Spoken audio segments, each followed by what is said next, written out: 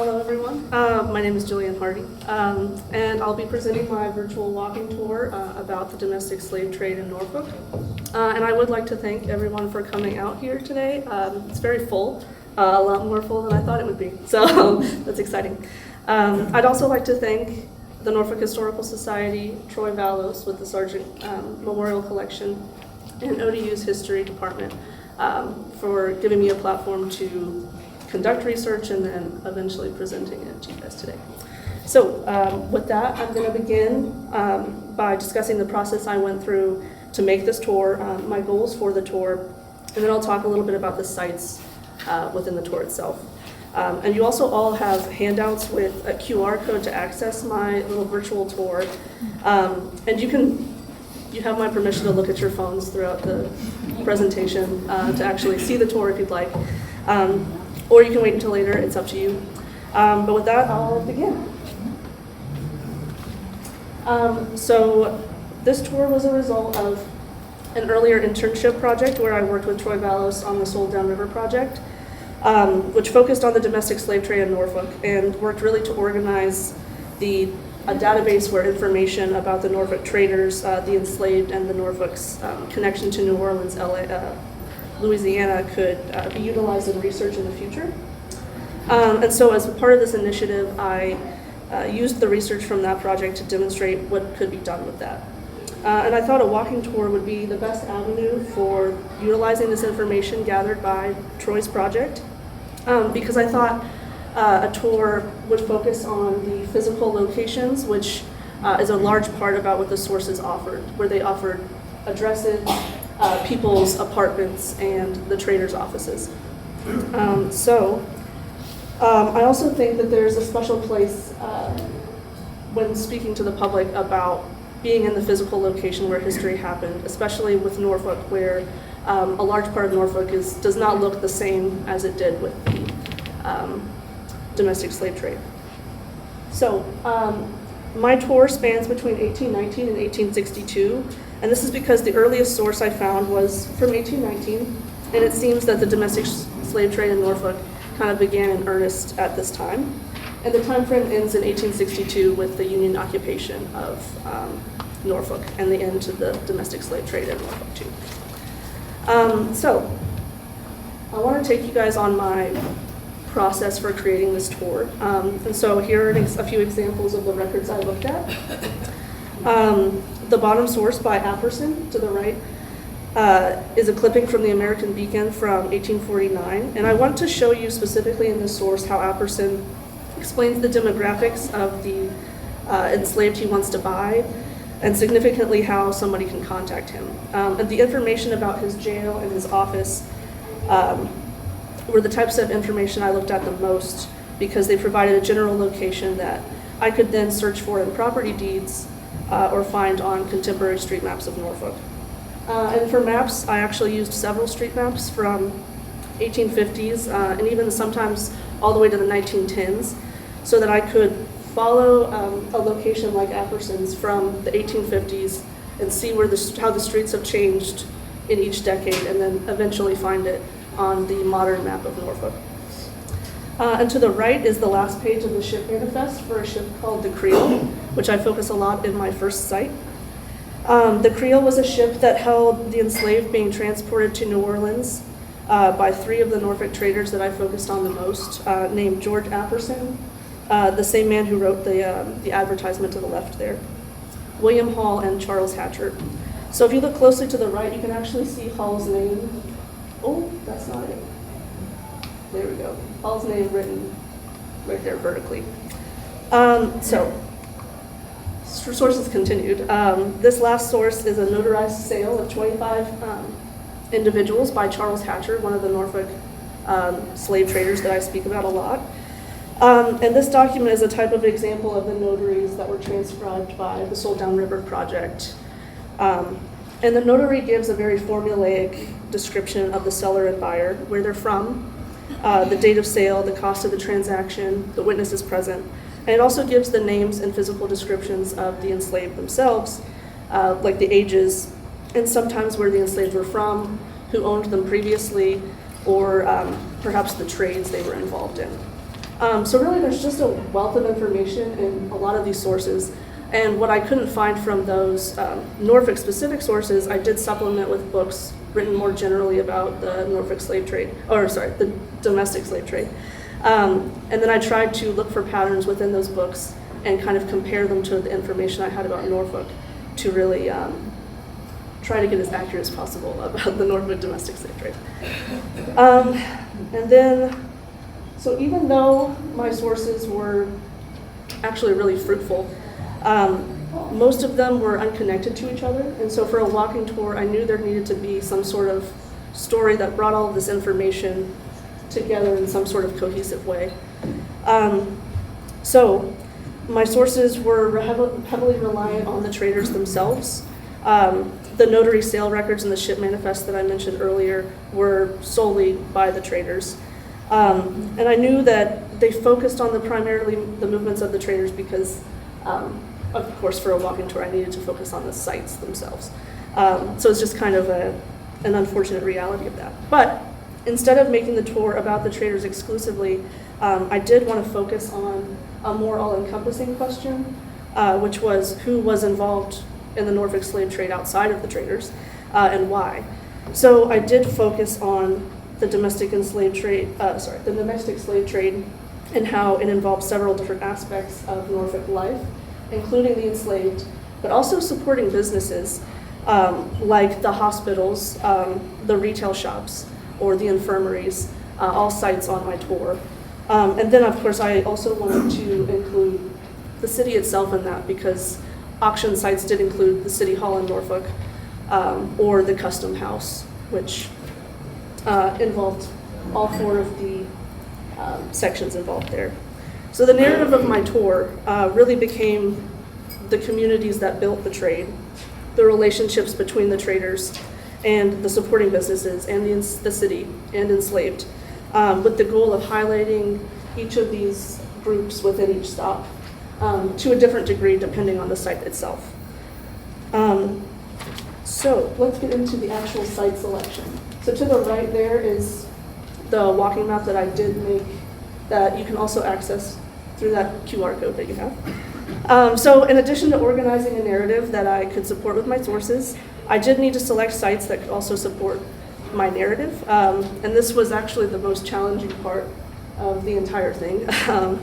So I did split this slide into two sections, constraints and benefits, because it was kind of how I started to have to see the sites and to see this process and kind of condense it all into an idea that you could follow on a walking tour. So there couldn't be too much overlaps with the paths between the sites, because you don't want to be rewalking where you've already walked, and I had to be careful to keep the sites within walking distance from each other, with attention to scenery and attention to pedestrian friendliness, which was actually really difficult in Norfolk. So the constraints that I actually described honestly turned into the benefits, I think, of making a walking tour overall, because it forced me to set aside what I had kind of developed in my mind as what the domestic slave trade in Norfolk was. And then it made me realize that the layout of the city kind of told me what the domestic slave trade in Norfolk was like. The sites are all very close to each other, and really what I was tasked with doing was just putting them in an order where it made sense to include every site into this larger idea. So along the same thought process, once I identified the sites, I realized that the wharves in the Norfolk ports needed to be at the center of the tour, because nearly all of the sites actually related back to the water in some way. And because of this, I officially decided that my tour would focus on the Elizabeth River and then begin with the tours with the enslaved arrival at the wharves.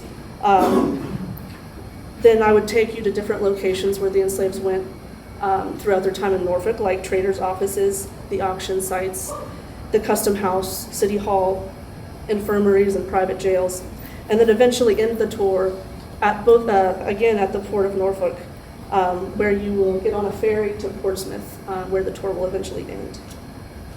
So after establishing the port as central to my narrative, and focusing on 4 different groups of people within the trade, I knew there had to be a significant amount of text to explain what I wanted to do with the tour overall. So I came up with the idea of, or I took inspiration, I should say, from the Elizabeth River Trail handout here, where it had a simple map, it had some sites on it that you can see, and then it had a QR code where it would take you to a website where the bulk of the information and my writing could actually be. And I think that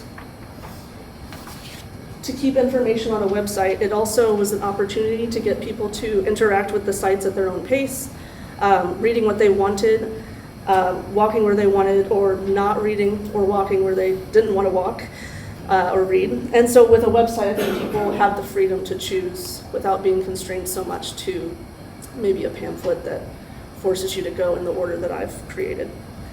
So let's get to the actual sites.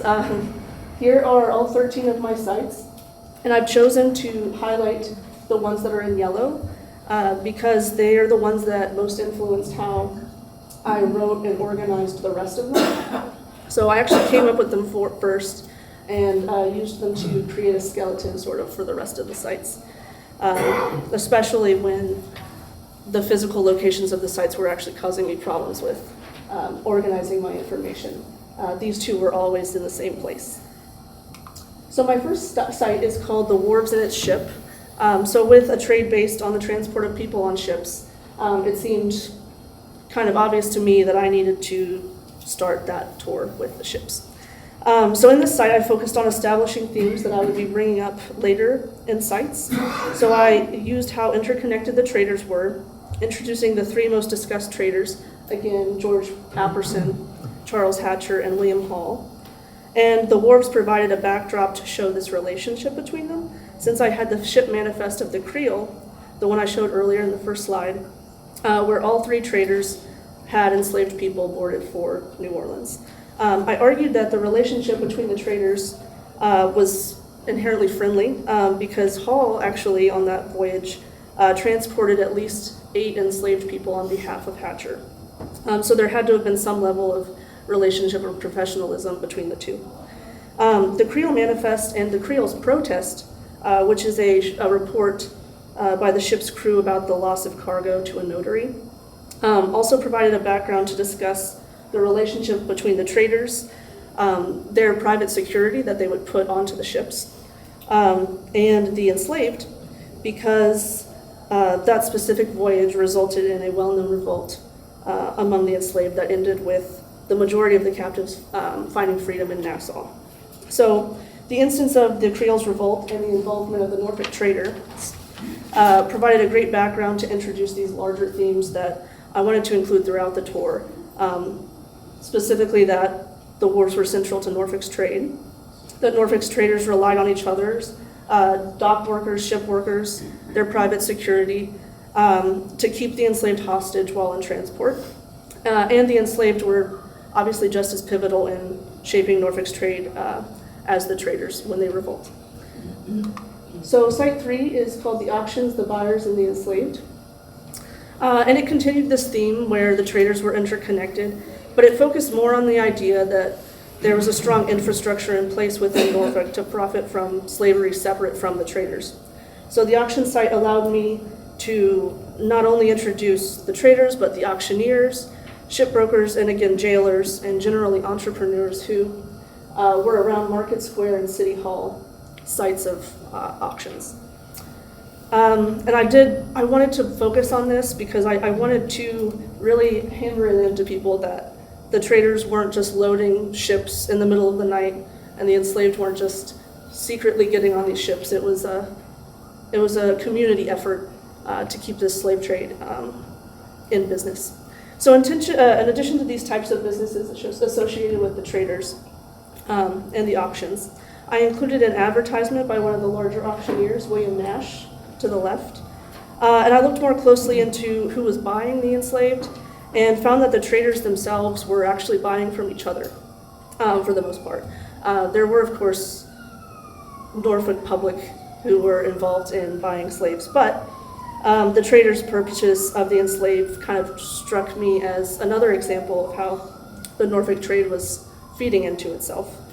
And in speaking about auctions, I also wanted to include more information about what an auction would look like to the enslaved and to the traders. So I included an account from a formerly enslaved man named Peter Randolph, who was from Virginia, and he described what he saw at a Virginia auction. So I'm going to read a portion of his account now, and then I'll talk about it a little bit afterwards. So he said, quote, "Some come up to him to look at him, pull open his mouth to examine his teeth and see if they are good.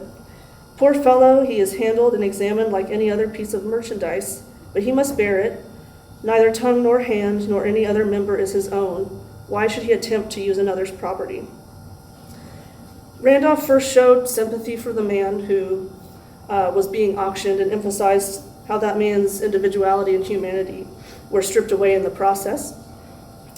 And I wanted to include Randolph's account because it includes a lot more feeling about what an auction would actually be like versus the notary sale records, which is what I focused on a lot in creating this tour. And so I used the notary sale records to kind of exhibit what the traders themselves would feel. So the traders, the auctions, and the auctioneers and the buyers would primarily focus on the enslaved skin color, their sex, their age, and the skills that they could bring to the buyer. And all of these attributes affected the price of the sales of the enslaved. And the notaries also documented the cost, the justification for that cost, and where to find the buyer and seller in the future if the sale needed to be reconsidered. So I used Randolph's account to offset these traders' goals and remind the reader that despite the legal language of the notary, Randolph and notaries are actually talking about the same event.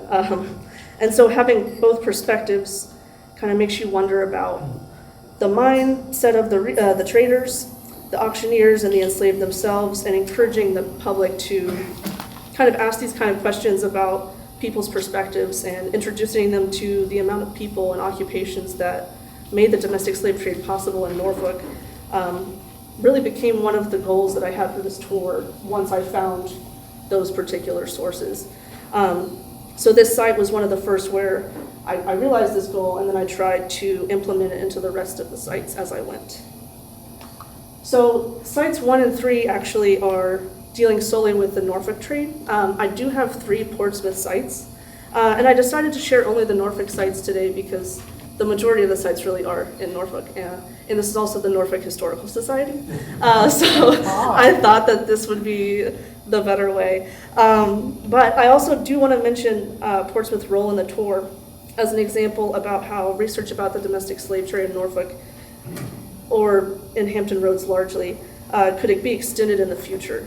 And including Portsmouth as a way to tell the readers this as I end the sites, showing that there's room for development of more sites with only 2 on High Street. You can go much farther into Portsmouth than High Street. So my work creating the tour, along with the Sold Down River Project, are also the first historical projects to try and uncover this Norfolk's role in the domestic slave trade, as far as I could find. So this work could easily be expanded to discussing the role of Hampton Roads more generally in the domestic slave trade. It also could be expanded to have more Norfolk sites. For instance, I found one more trader's home named James Diggs, and I believe his home is in proximity to the Norfolk scope. But I didn't actually include that into the tour because I had a lot of other sites that I needed to put in there. So you really could continue this and add more sites really freely, especially with the website design. So you could also focus on the connectivity between Norfolk and New Orleans, like the Sold Down River Project does, and focus more on Alexandria or Baltimore or Richmond. And there also needs to be, of course, more time put into finding and highlighting African American sources. There were sources that placed the enslaved in the narrative of this tour, but the bulk of them actually were accounts of the enslaved from larger portions of Virginia, not Norfolk specifically. I did include the names of Norfolk enslaved, but as far as written accounts, there are very few that I could find. So there could be more researchers in the future that did that. And as for the tour's format, the website and the map were created and written by me.